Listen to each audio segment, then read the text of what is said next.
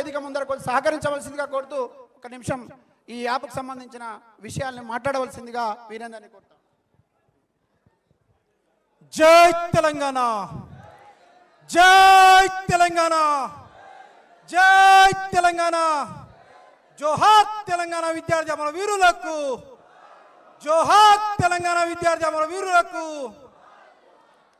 ఉద్యమకారుల ఆత్మగౌరవ సభ అంటే ఈ యొక్క కార్యక్రమానికి విచ్చేసినటువంటి మన ఉద్యమకారుల కుటుంబ సభ్యులందరూ కూడా నా యొక్క ఉద్యమాభివందనాలు తెలియజేసుకుంటున్నా.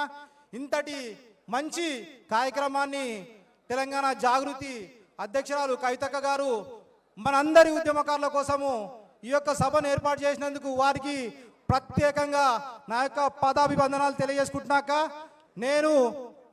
నా పేరు శీలం వీరేందర్.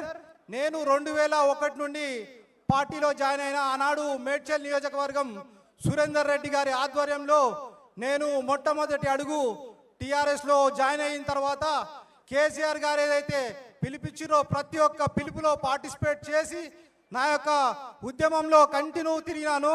2008లో మా యొక్క కుత్బుల్లాపూర్ నియోజకవర్గం నుండి భారీ ఎత్తున మేము బస్సులు ధ్వంసం అదేవిధంగా ధర్నాలో పార్టిసిపేట్ చేసినందుకు మమ్మల్ని అందరినీ కూడా జైల్లో తీసుకుపోయి 3 రోజులు ఉంచడం జరిగింది. ముందు వరుసలో మా వాళ్ళంతా కూడా ఉద్యమకారులు ఆ రోజు నాతో పాటు జైలుకి వచ్చిన వాళ్ళందరూ కూడా ఉన్నారక. ప్రతి ఒక్కరు కూడా ఆ రోజు ఫస్ట్ తెలంగాణ భవన్లో మమ్మల్ని అందరినీ కూడా పిలిచి అప్రిషియేట్ చేయడం జరిగింది. అదేవిధంగా 2013లో నాకు ఆర్టీసీలో జాబ్ వచ్చింది. జాబ్ను కూడా రిజైన్ చేసేసేసి నేను ఆ సకల జన సమ్మెలో భాగంగా రిజైన్ చేయడం జరిగింది.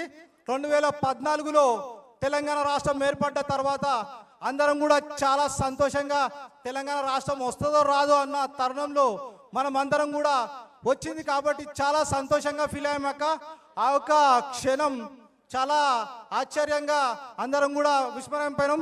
తర్వాత అక్కగారికి చిన్న అనుమతి, నాకు నా జీవితంలో ఒక చిన్న సంఘటన జరిగిందక, అది మీరు తప్పుగా అర్థం చేసుకోవద్దు.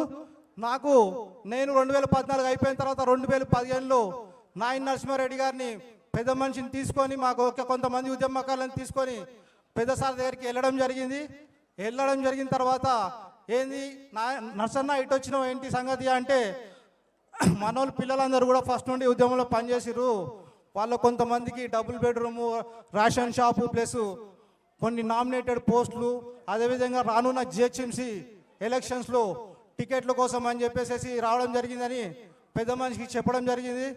పెద్ద సార్ ఆ రోజు మీరందరూ దేనికోసం కొట్లాడిరా అని అన్నాడు.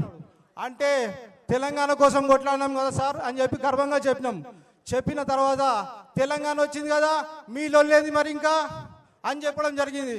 అందరం కూడా మేము ఆ యొక్క షాక్లో ఉండిపోయి ఏం మాట్లాడాలనో తెలియలేకపోయింది.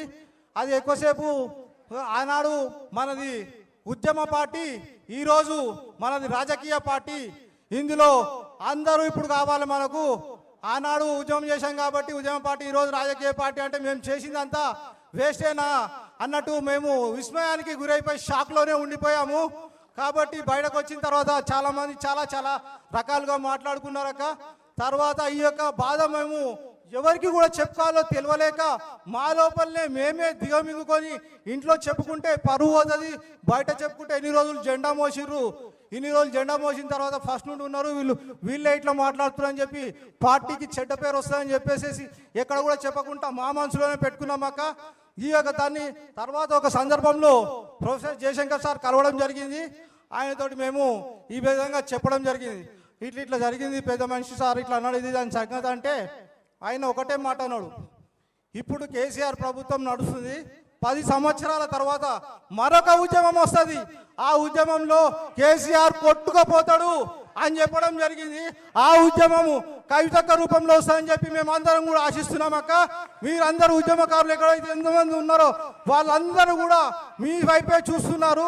మీరు ఏదో ఒకటి చేస్తారు, ఏదో సాధిస్తారు, ఏదో ఉద్యమకారులకు న్యాయం చేస్తారు అనే ఉద్దేశంతో ప్రతి ఒక్కరు కూడా వేల కళ్ళతో చూస్తున్నారక్క.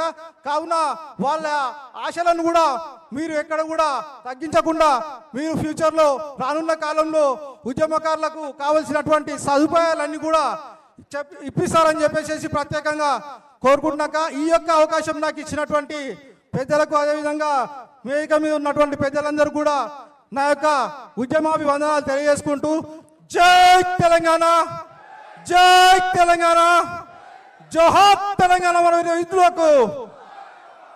థ్యాంక్ యూ అక్క, thank you. Thank you brother. ఇప్పుడు నిజామాబాద్ నుంచి వచ్చినటువంటి సుధం లక్ష్మి గారిని మాట్లాడవలసిందిగా కోరుతున్నాం.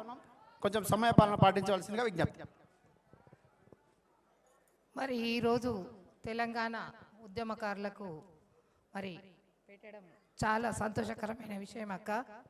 మరి ఎప్పటి నుంచో ఇందాక మిత్రులు అందరూ చాలా చెప్పారు.